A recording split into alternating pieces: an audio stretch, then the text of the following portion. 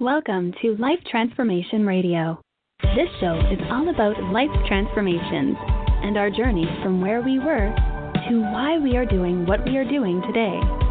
We will discuss the hiccups, the roller coasters, and the blood, sweat, and tears that has been poured out while discovering our purpose. It is all about our transformations. Here is your host, Sean Douglas. Good morning, good afternoon, and good evening. Welcome to another episode of Life Transformation Radio. I am your host, Master Resilience Implementer, TEDx speaker, business positioning strategist, and international best-selling author, Sean Douglas. This show is currently heard in over 90 countries. So whether it's your first time joining us or you've been listening to us for some time, I want to thank you to those who are listening from around the world. Life Transformation Radio is all about our transformation. Here, we tell the stories of why we're doing what we're doing.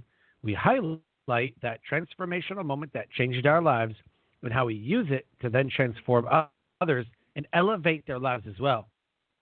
You can listen to us live right here on the Blog Talk Radio Network, Tuesday through Friday at 5:30 p.m. Eastern Time.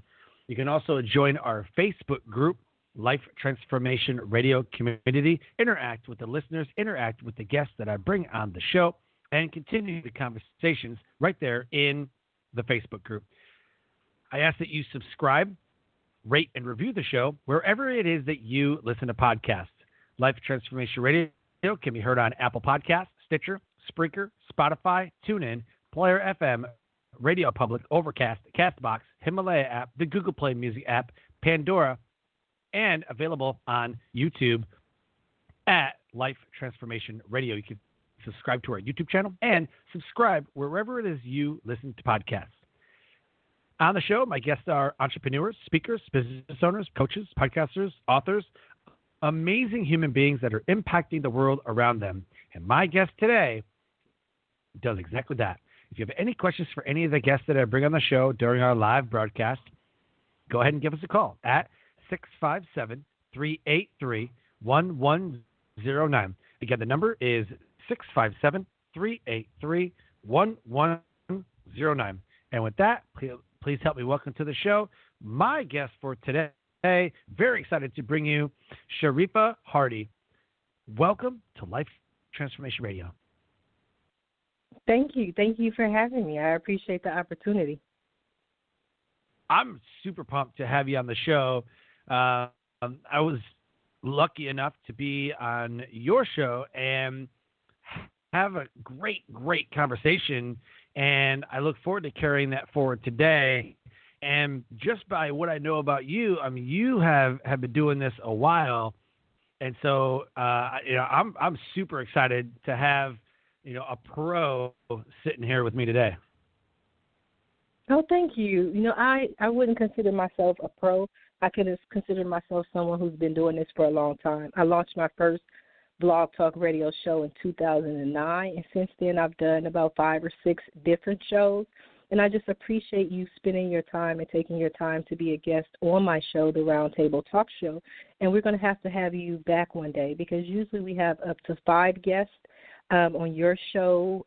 Unfortunately or fortunately, depending on how you look at it, there were only the 2 of you, and I really just want to show you the whole Roundtable Talk Show in our open, honest, authentic conversations that we have in a roundtable discussion. Yeah, well, I really, really appreciate that. Thank you so much. It was a really great show, and I think we had a really great time. The guests that you have on there are absolutely incredible. So the title of this episode is How to Discover the Entrepreneur in You with talk show host Sharifah Hardie. She is a business consultant, talk show host, and influencer. Sharifah was a Long Beach City Council candidate in the 2020 March 3rd primary election. With over 25 years of business experience, Sharifah has positioned herself to become one of the top executives in entertainment, business, politics, and a person on the rise. She is the host of Ask Sharifah videocast and podcast, as well as the talk show Roundtable with Sharifah Hardie. Sharifah is also the author of Signs You Might Be an Entrepreneur, How to Discover the Entrepreneur in You, and the ebook, Everything You Need to Know About Social Media Marketing. Sharifah built her first website in 1994 and has had an online presence ever since. She launched her first radio show in 2009 and is passionate about business. Sharifah was laid off over 8 times, yet didn't quit. She used the experience and knowledge she gained working for these companies to benefit the businesses she now consults. Her website is Ask Sharifah, SHARIFAH.com, AskSharifah.com. Her Facebook, Instagram, and Twitter are right there in the show notes. Connect her. Send her a friend request letting her know that you listened to her episode of Life Transformation Radio. Now, the first question I have to ask, and I believe is the most important question you can ever ask yourself, is why? Why do you do what you do?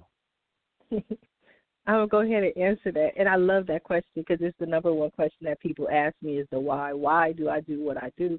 And sometimes I wish I had more of a profound or deep answer for it. But it all started in 1994 when I was a mom. I had my first baby, and I wanted to be at home with my children. And I knew even then that the Internet was the one way that I could be at home, work from home, make money, and still raise my children. So my focus in everything that I do, everything that I've always done has been for my children, for my family, and then now, see, my 3 and 26.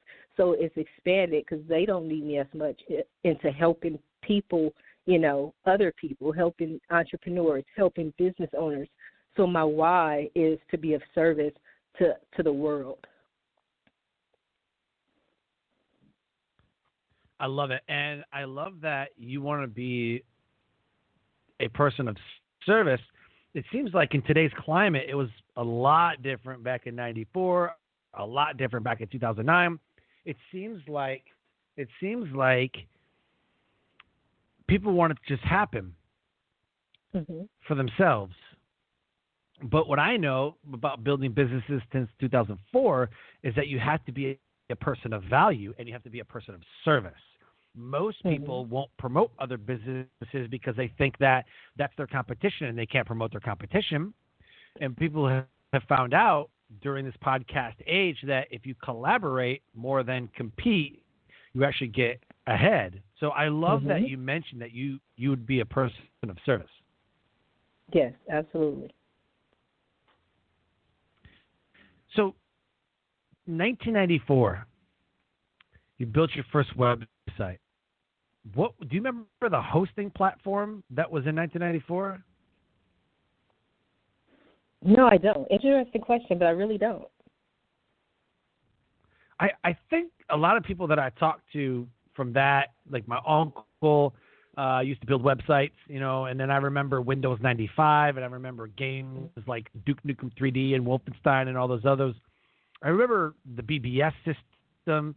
I think it was CompuServe, if I remember right, back in 1994. It may have been. It was CompuServe. But the funny thing is that it's like that's interesting because I never thought about who was before GoDaddy. But one of the things that I do now, when I call GoDaddy, who is my current host, anytime the representative who answers the phone starts with, they'll say, okay, do you know how to get to your cPanel? And I go, wait a minute, hold on. Before you start with those questions, take a look at my customer ID. I have been with you guys since the 90s. So let's move this up to sysadmin conversation. And it changes the whole entire conversation because I've been with GoDaddy for about 20 years. Oh, wow. Wow, GoDaddy. Okay. Yeah, I don't know who was, because I know who was before Google, and that was Ask Jeeves. And he would go to ask.com or something, and he would just ask all your stuff. So I remember Ask Jeeves, and then Google came out. But I don't know who was, I don't know, maybe it was CompuServe. It may have been. That's what I see in my head. So the show is all about the transformations that we go through, and I love your why.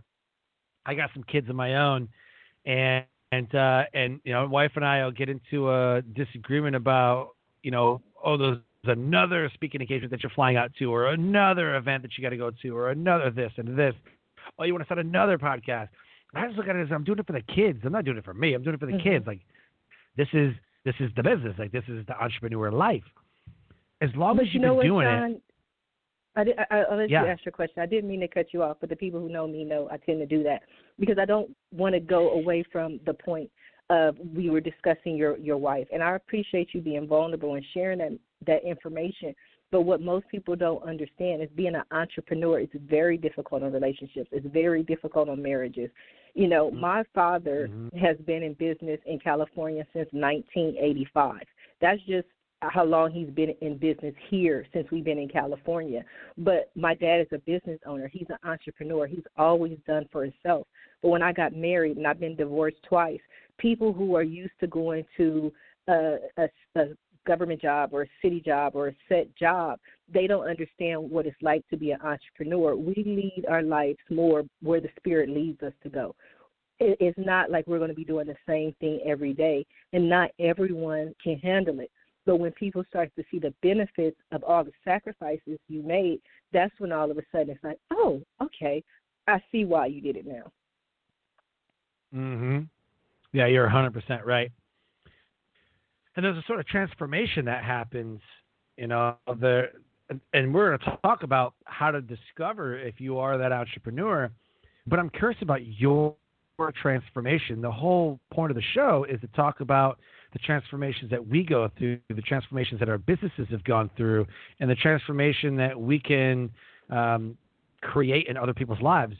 So what would you say is your transformational moment that have changed your life and put you on the path to what you're doing today?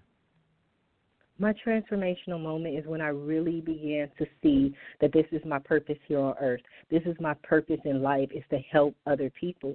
Because I often talk about an argument I had with God. Like, I literally had an argument with God where he said to me, Sharifah, I want you to help people. And I was like, I am not helping them people. I'm going to go get a job. And I was laid off 8 times. There are certain times in there where I would get a job against what God told me to do, and I would be laid off 6 months later. And again, God would say, help people. And I would say, I'm getting a job. And then I would get the job, and I would be laid off 6 months. So the transformation came when I really said, you know what, I hear and I obey. I understand that what I'm supposed to be doing is helping people as opposed to just trying to help myself, just being satisfied with the money that I make. You know, I tell people nothing says I love you like direct deposit. That's the I love you for me, knowing that on a certain day and a certain time that money is going to be in the bank. Wow. But the life of an entrepreneur is there are no guarantees. It's one of those you eat what you kill. You know, excuse the harm in it, but it's an expression, you know, and everybody can't live like that. So I had to just transform into a person who knows that no matter what, everything is going to be provided for me. Everything is going to be taken care of for me, even though I don't have that direct deposit. I don't have that security of having a job. So well said. Can you say everything word for word like you just It's so good, though, and it's so right. I mean, I spent 20 years in the military. That guaranteed paycheck was sweet, except in 2011, when I didn't get a paycheck. That was weird because, like, the military, the government shutdown, the military's not even getting a paycheck. We're like, what? I don't even get a paycheck for a month. And then it kind of just set everything in motion, and then that was the moment. And I had a business too. I mean, in 2011, I had a business. My wife and I started a company called Vintage Dreams, and we were we were pickers. That's basically what we were. We were pickers. We sold. So we bought storage units at auction, and then we would sell at flea market. We would buy at flea markets and flip and sell. We used to watch HGTV shows like flipping shows, flea market flipper or whatever the flea market show was that we like buy furniture and flip it, and like we did all that stuff. And then we had a storefront, and we would buy, sell, and trade. And we did that, and we were doing $4,000 weekends, you know, in San Antonio, Texas. We were doing $4,000 weekends. So, I mean, it was crazy how that was. And we didn't get a paycheck for a month. And it was that moment where I'm like, man, like if I sucked as an entrepreneur, I'd be really screwed right now. And we look at the pandemic going on right now, and people who thought they had a guaranteed job do not have a job right now. Right. And so all the entrepreneurs now are like, well, am I a good entrepreneur? Am I going to get paid? Like, what's going to happen? And I got to pivot online. But it's the transformation that one goes through as an entrepreneur will hopefully go through this pandemic without an issue.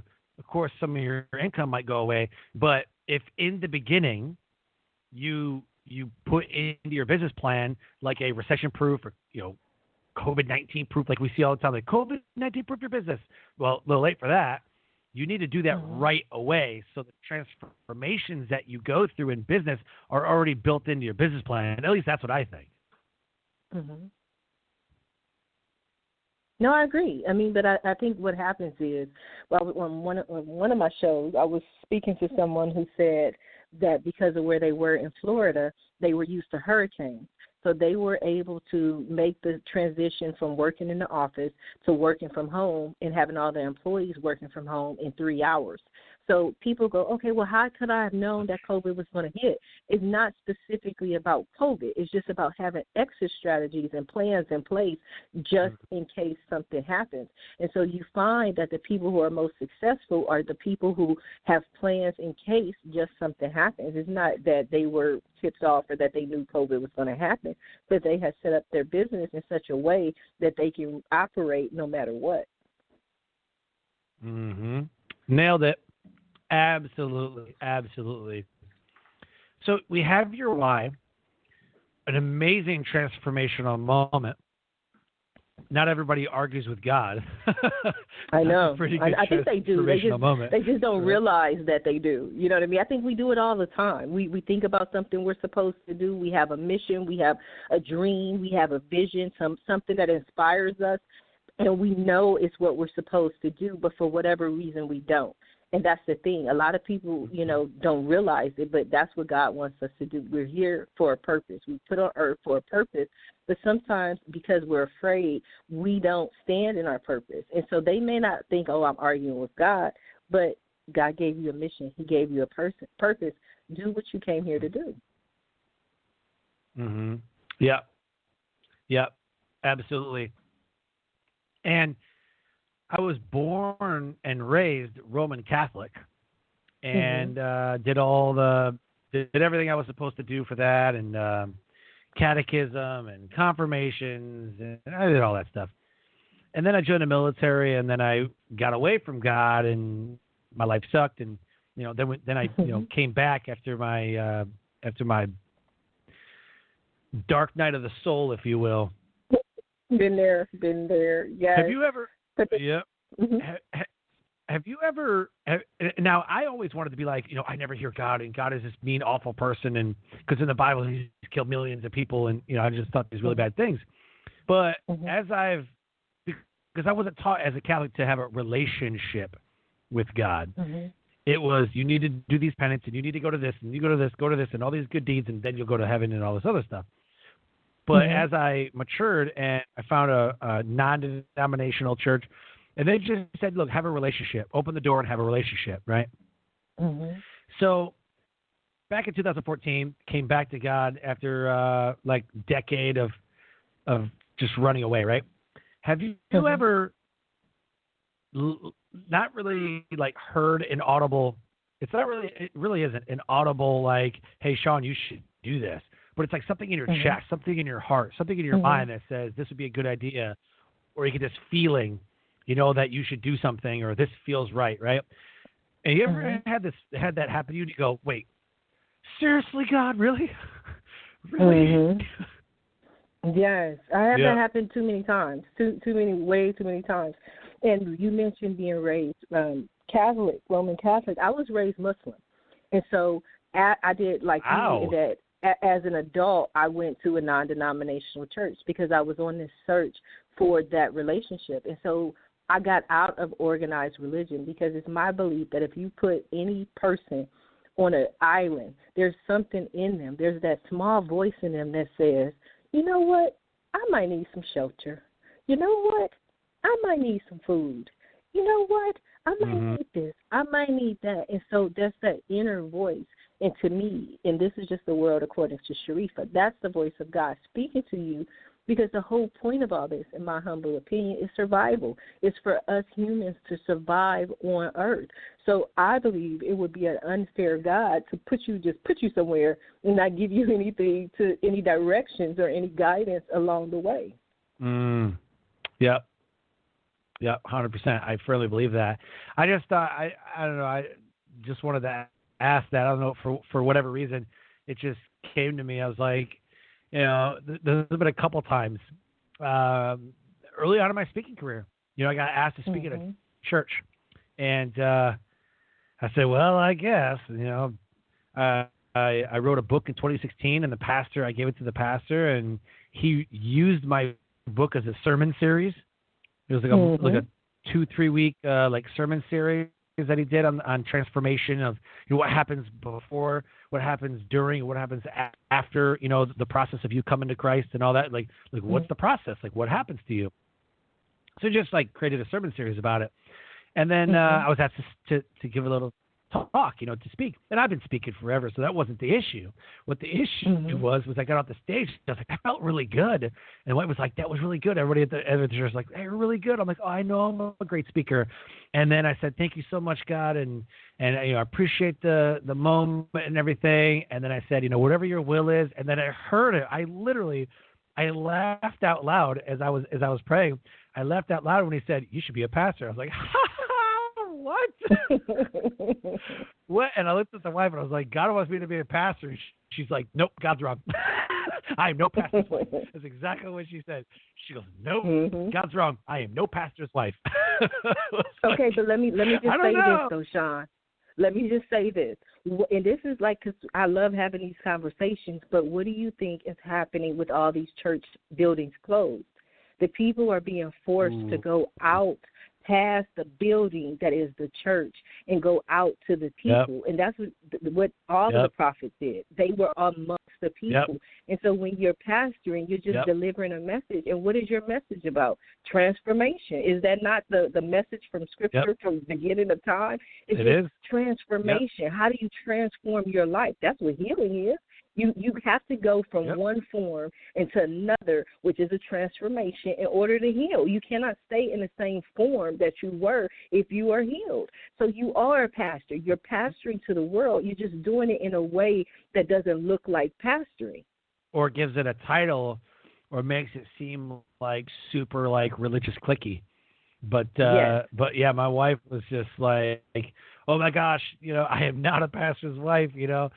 And, you know, we've always served at the church. We always volunteered. And I was like, I don't know. It felt pretty right up there. You know? So for the past, 2 years, you know, I always joke with the wife. I'm like, so when are you going to get your sisterhood together? And she's like, you shut your face.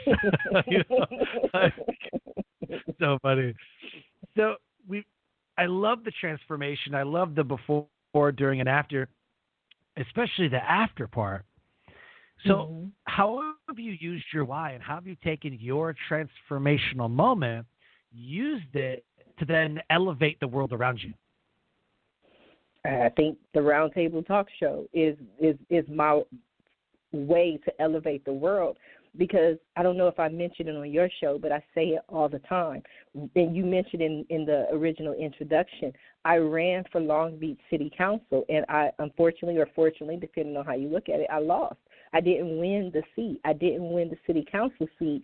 And at that point, I said, you know what, if they won't give me city council, I'm going to take the Roundtable, because I'm going to have a platform to have a voice, to talk to people, and to bring like-minded people together to discuss how can we make this world a better place. And so that's how I'm using everything I've always done to culminate in this one show that brings thought leaders, celebrities, experts, influencers, talk show hosts, authors, business owners, entrepreneurs together to sit down and say, okay, what can we do to make this better?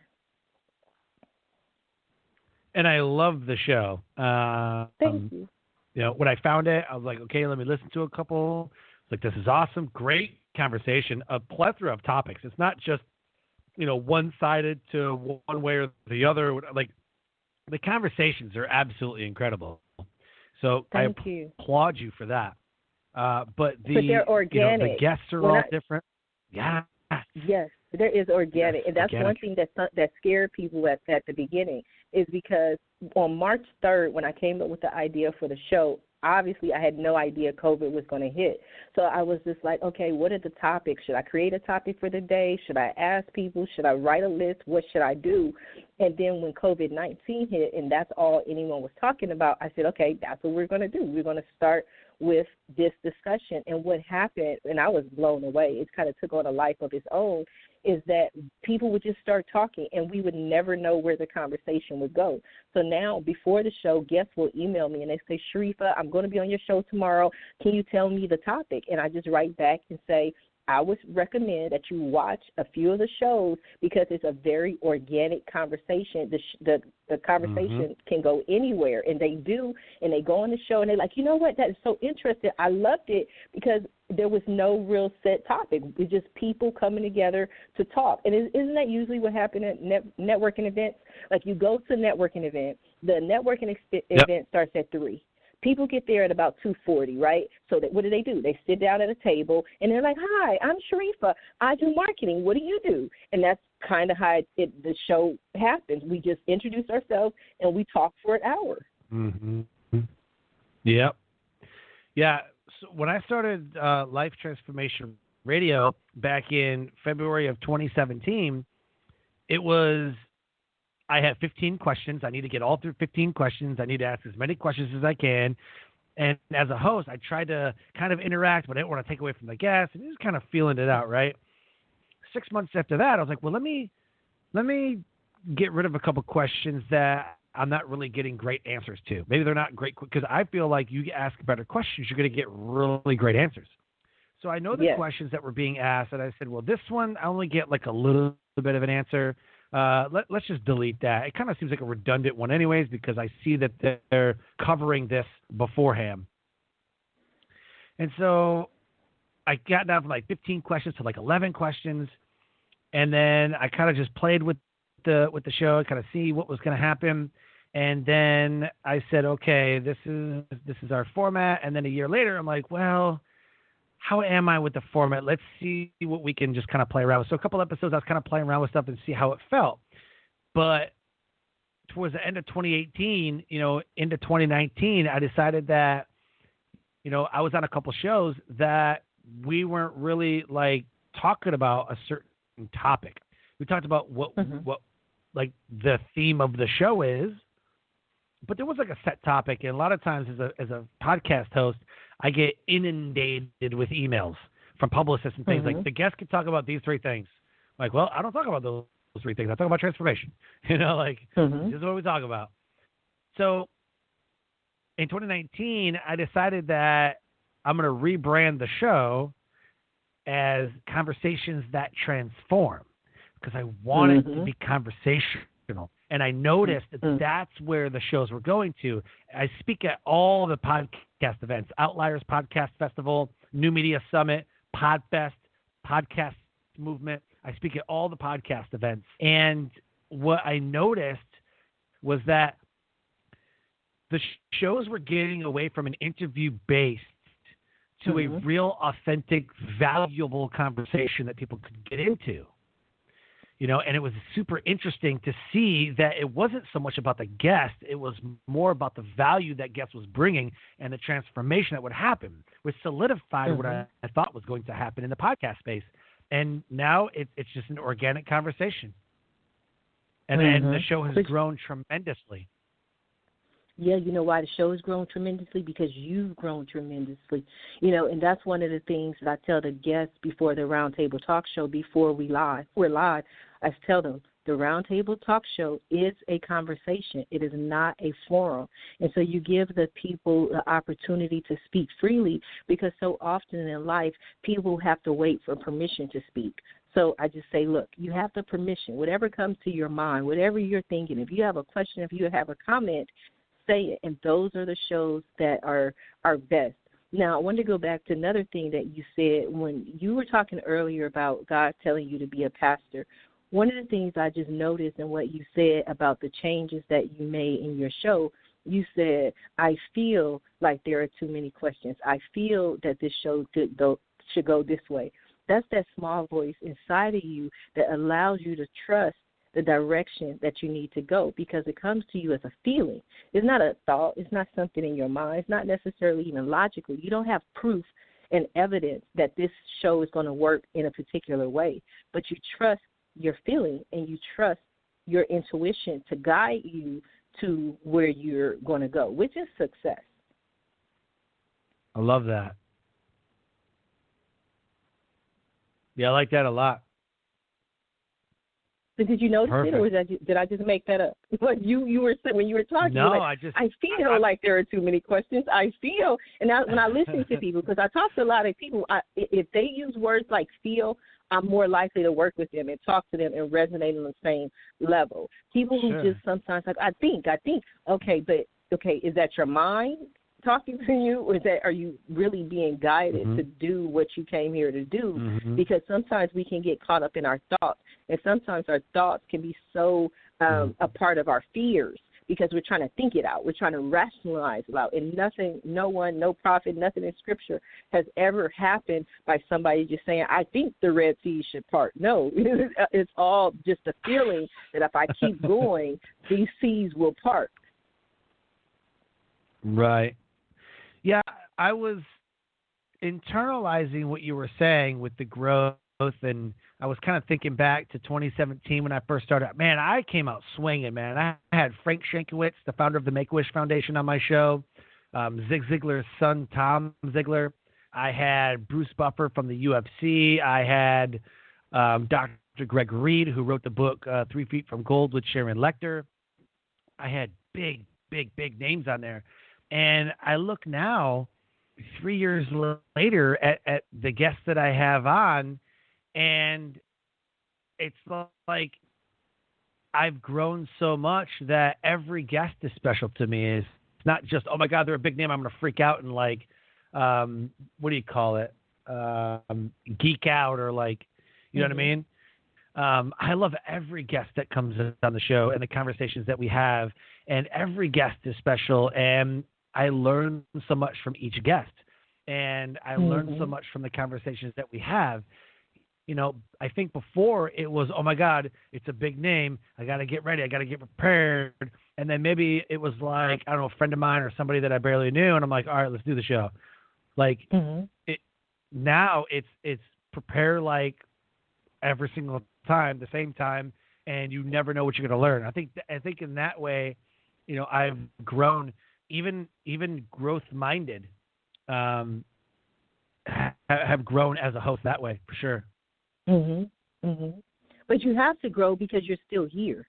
You know what I mean? You're going to continue to grow. It's the people who try a show, you know, say it didn't work. One of the things that I always talk about is when I first did my very, very, very first show in 2009, I had marketed it for a month. I told everybody, I was like, you know what? I'm doing this show. It's called Ask Sharifah Radio, and I am so happy, and tune in.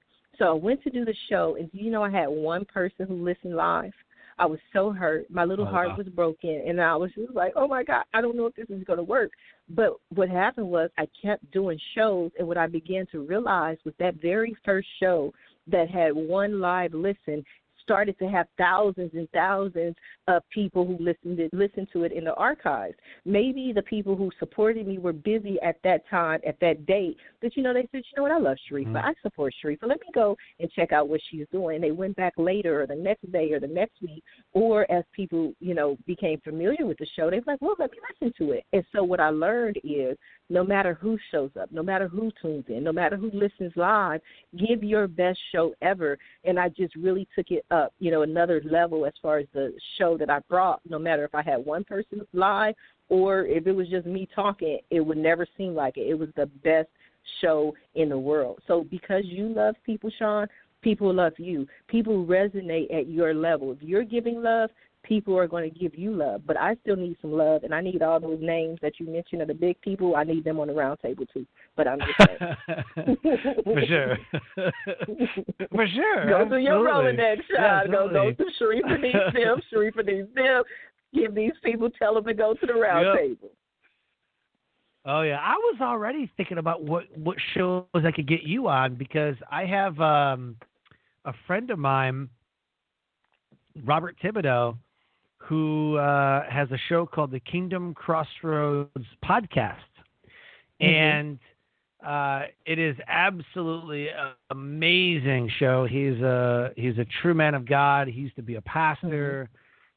He was in the military. So I'm already thinking about shows. I'm like, wow, just based on our conversation, I got a couple shows that I could definitely have you as a guest on, and then vice versa.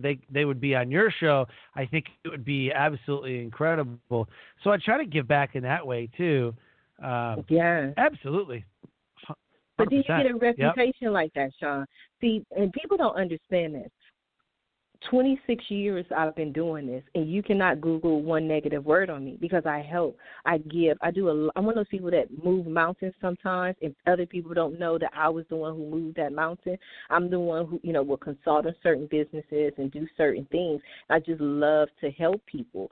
So, yes, I would love to be on any a guest on any show that you dream of, and at 3 o'clock in the morning, if you wake up and it just comes to you, that voice is like, Sharifah needs to be on this show, just know it's a yes, okay? Because I'm just here to serve. I'm just here to help people in any way that I can be of service. I would love to. Awesome. Yeah, I'll definitely email connect you after the show for sure. So with that said, and as we start to close the show, I'm curious. So you have your Ask Sharifah show, right? You have the roundtable with Sharifah Hardie, which is amazing. But you have your book, Signs You Might Be an Entrepreneur, How to Discover the Entrepreneur in You. So the time that we have left, what are the signs that someone might be an entrepreneur? I'm going to answer that question, Sean, but I just have to tell you this before I answer your question. The reason why I wrote this book was because people kept coming up to me and they would be like, Sharifah, I want to be an entrepreneur. And I'd be like you. Why? Why do you want to be an entrepreneur? And they'd be like, because I hate my boss. And I'd be like, no, that's not it. And or they'll say, I hate going to work. And I'd be like, no, that's not it, right? So I really began to see that people don't really understand what an entrepreneur is. To me, an entrepreneur is that person that they can't stop if they want to. That's that argument with God. Like, you have to do this. You have to keep going. There's some passion that's burning. It's a calling. You want to do something and you need to write about it or get it out there in the world somehow. That's an entrepreneur. Employees go to work 9 to 5. Every entrepreneur, every business owner that I know, they work nonstop. There is no I'm off. This is who I am. It's like Jay-Z said, I'm not a businessman. I'm a businessman. I am a business. Ask Sharifah Hardie. I am a business. I don't just get to say I'm closed. No, because I'm here to serve people. So that's the focus of an entrepreneur, is to go out, take their product or their service in some form of way to be of service to mankind. Love it. Oh, I love that. I mean, so isn't much. that what you do, I Sean? 100% agree I mean, with that. you travel, you travel, and you have these conversations with your wife just so you can be at different places for other people. Yeah, and then sometimes she'll say, well, you have time for everybody else, but you ain't got time for me. I'm like, no, that's not it. No, that's not it. But she'll understand. Like, you got time for all this other stuff. I'm like, that's not it. And I wonder, like, is my passion for her not there, or like, it is. But no, Sean, it's just this is what. Yeah. No, I was just going to say, but have you ever heard the expression, save the best for last? She's going to get the best years of her life, but they're going to be like the last 50 years, because when you get to get to that point where you have more passive income, but you're building that infrastructure now so that your passive income is created, and so that you and your wife can, after kids get out of school, because my kids, like I said, are 23 and 26. Oh my God! Like at 44, the only thing I suffer from is empty nest syndrome. Like, you know what I mean? But I can go and do and travel, and that's the blessing that she has, is that everything you're doing now while you're young.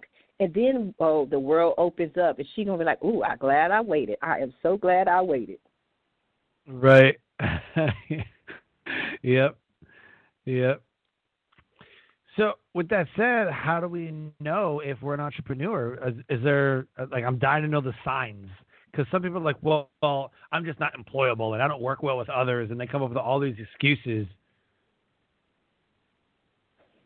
Yes, but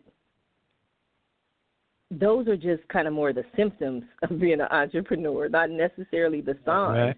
The sign really primarily is that there is something that you are driven to do. When you get up in the morning, you have to do it. Like, you can't stop it if you want to. Like, for instance, your radio show, your podcast show, if you decided, God forbid, today that this was the last show that you do, tomorrow when you wake up, I guarantee that there's something else that you're going to utilize to bring your creativity and bring your gift to the world. That's the entrepreneur in you. You can't stop it if you wanted to. You could go and get you a job tomorrow, but at some point you're going to leave that job because you have a gift to bring to the world. And that's what an entrepreneur does. They bring their gift, their passion, that one thing that they're the only one in the world can do, the way they bring it, the way they talk about it. That's the sign that it's something driving you, and that it's a calling, that you can't stop it. You can't control it. You have to do it. Yep.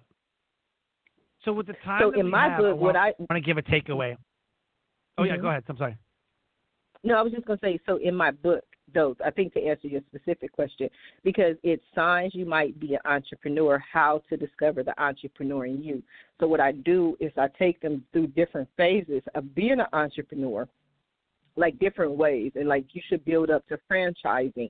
And if a person can look at these different ways and understand them, then maybe that's not the life for them. So I just help them with, like, that's what I do as a business consultant. People come to me all the time with ideas. There are cemeteries full of million-dollar ideas. Most people don't have the ability or take the ability to act upon those ideas. So in the book, what I do is say, if you're an entrepreneur, then you can do this thing, this thing, this thing, and this thing, and that'll help you along your path. But people who are truly called to do something, they're going to get there eventually. I just want to help people, because I don't just help people make money. I help people save money, because too often people will come online and someone will tell them, oh, well, Sean, to be a success, you have to get a website hosting, and so pay me $500 for website hosting, and then you'll be in business. And I'm like, no, you can get website hosting for $3, for $5. But they're coming into a world they don't know and they don't understand. So I'm here to help them with that process to be successful. Love it. Sharifah, I want to thank you so much for coming on the show. This has absolutely been an amazing conversation, better than I could have ever hoped. You are an absolute rock star. Oh, thank you. Flattery gets you everywhere. Absolutely, and I'll make sure to connect you with a couple of hosts that I know that you'd be absolutely perfect for. If the listeners want to get a hold of you and get in touch with you, what's the best way to do that? AskSharifah.com. Outstanding. All right, thank you so much for being a guest on the show. I wish you the best in the rest of 2020. Thank you. Same to you. Life Transformation Radio listeners, an amazing guest impacting the world around her. If anything has resonated with our conversation today on Life Transformation Radio with Sharifah Hardie, please connect with her on social media at AskSharifah.com and get a hold of her. Send her a friend request letting her know that you listened to her episode of Life Transformation Radio. And I also ask that you subscribe, rate, and review Life Transformation Radio wherever you listen to podcasts. And with that, I close the show by saying live your brand. Find opportunities every day to live out the core values that you hold deep in your heart. And I call this living your brand. So until next episode, live a great life.